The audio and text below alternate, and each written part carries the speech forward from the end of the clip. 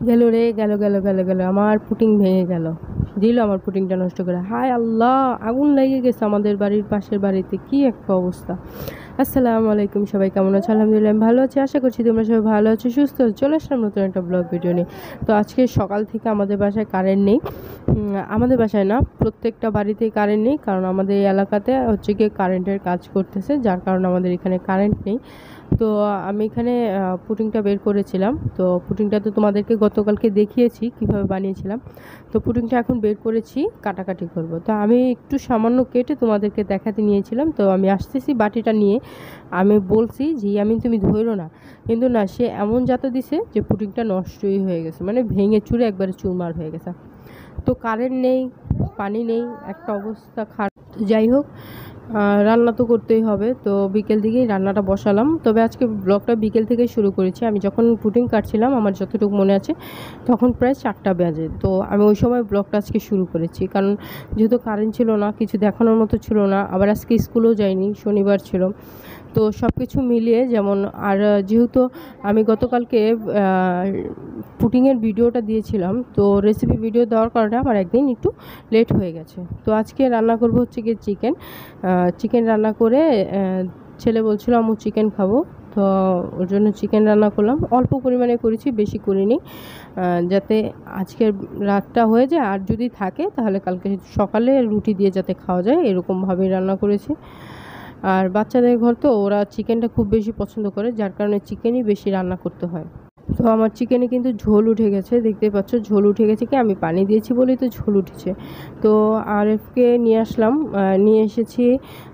এসে ও খেতে বসে গেছে, দুপুরে ভাত খেতে বসে গেছে। আজকে দুপুরে তেমন কিছু ছিল না, গতকালকের যা ছিল তা দিয়েই খেয়েছে। সকালে একবার বাইরের আবহাওয়াটা খুব মেঘলা হয়ে গেছিলো, মনে হচ্ছিলো যে আকাশ ভেঙে তুফান হবে, কিন্তু আসলে তেমন কিছুই হয়নি। দুপুরবেলা খুব রোদ উঠেছিল। আবার এখন যে সন্ধ্যার টাইম হয়ে এসছে, এখন যে 5টা বেজে গেছে, এখনও কিন্তু সেই একই অবস্থা। আবারও সেই আকাশ মেঘলা করে এসেছে, বাতাস ছেড়েছে, মানে কি পরিমাণ যে বাতাস ছাড়ছে যা বলার বাইরে। বাইরের যত ধুলাবালি আছে সব চলে আসছে। আর এই যে দেখো কি সুন্দর জল জল করছে না, মনে হচ্ছে কি আগুন লেগেছে, আগুন লেগেছে। আমাদের বাসার পাশে একজন বলেছে যে সে আগুন লাগছে বলে পুরো এলাকায় মাথায় উঠিয়ে ফেলছে, মানে এরকম একটা অবস্থা। কিন্তু আসলে আগুন লাগেনি, ওই সূর্যটা যে জল করছিল, মনে হচ্ছিল যে আগুন লেগে গেছে। তো যাই হোক, বিকেলবেলা কারেন্ট আসলো 6টা বাজে। কারেন্ট এসে, কারণ এসেছে, ছোটো বোনও এসেছে, খালাতো বোন এসেছে। তো আমরা লুডো খেলছিলাম। তো লুডো খেলার মাঝখানে একটু চানাচুর মাখা খেলাম।